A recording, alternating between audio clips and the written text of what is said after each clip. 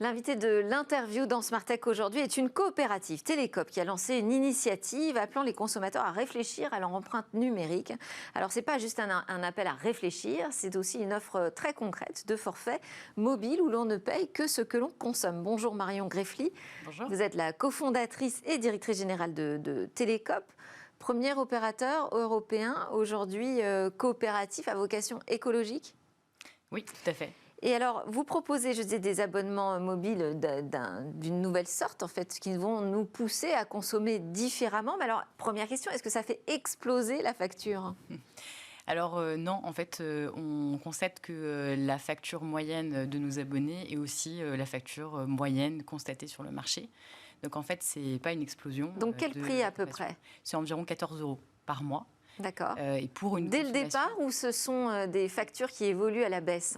Alors, globalement, elles évoluent plutôt à la baisse, ou même d'ailleurs dès le départ. En fait, on accompagne, nous, nos clients quand ils deviennent abonnés pour moins consommer. Donc, ils reçoivent un certain nombre d'informations, de façon de régler aussi sur leur téléphone, pour moins consommer de la donnée mobile directement à leur arrivée chez nous.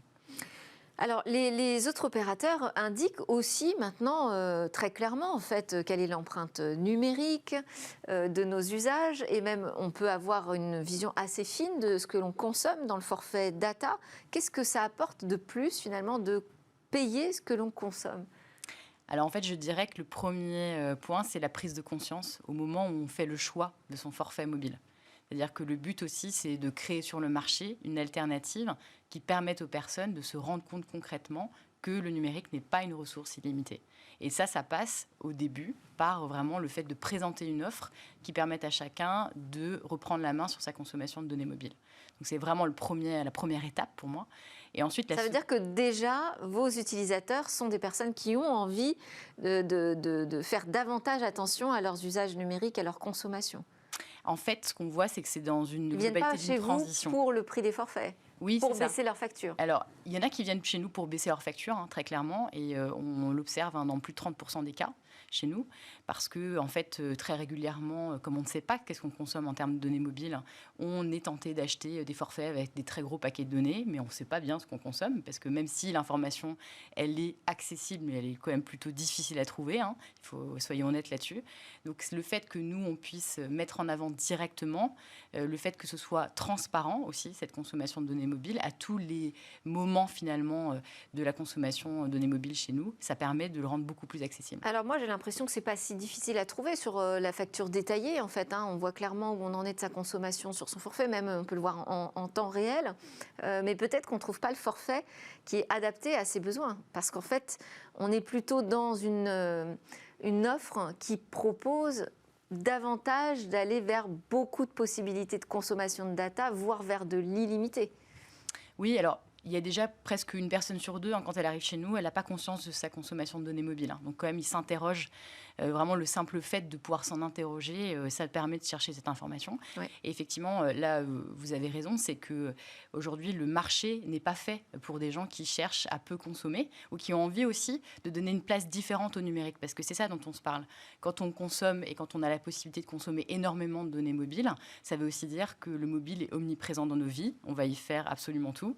Et ça pose aussi la question du temps passé, concrètement, qui finalement, le temps, c'est notre ressource la plus importante dans notre vie. Ça pose vraiment la question du temps passé sur nos écrans et en particulier sur notre smartphone.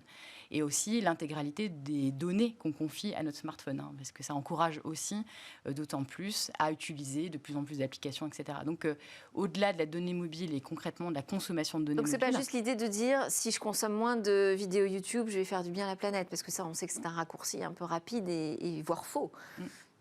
Tout à fait. C'est vraiment la question. Nous, ce qu'on questionne avec ces forfaits-là, c'est la place du numérique dans notre vie, en fait.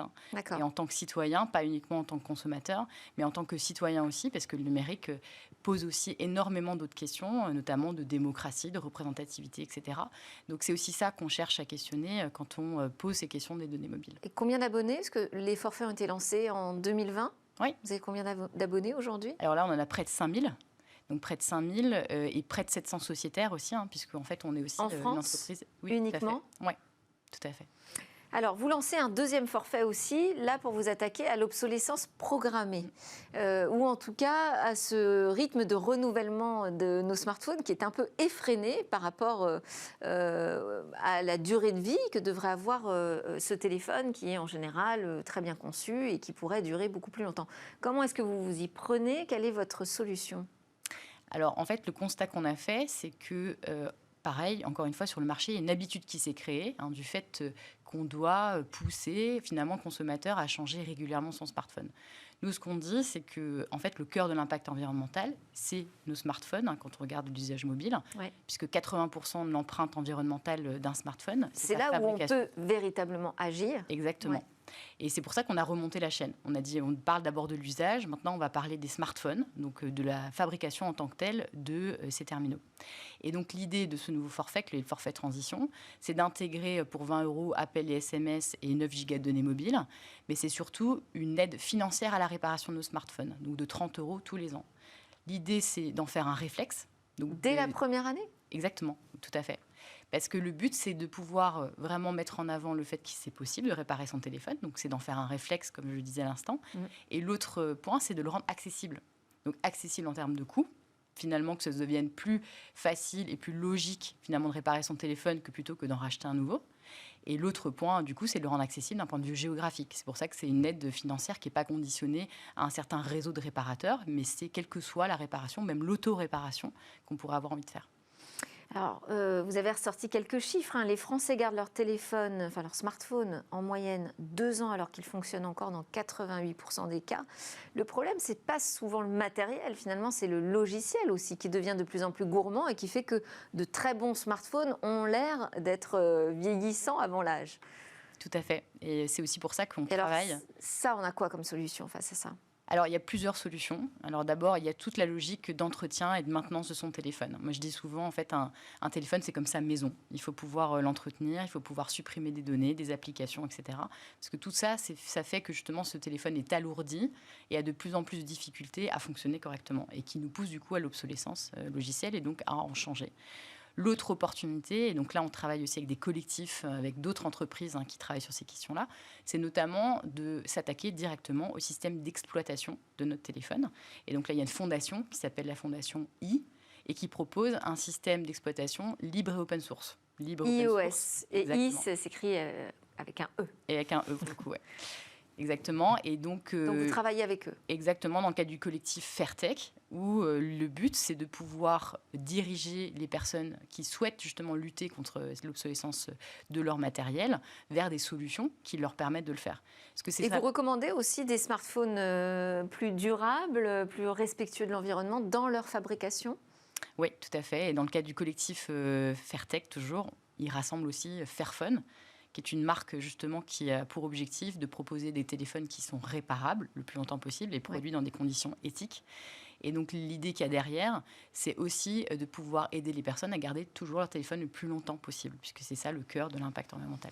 Alors là, vous lancez une campagne de levée de fonds participative avec les licornes avec 2 O, puisque ce sont des licornes à venir dans le domaine des coopératives.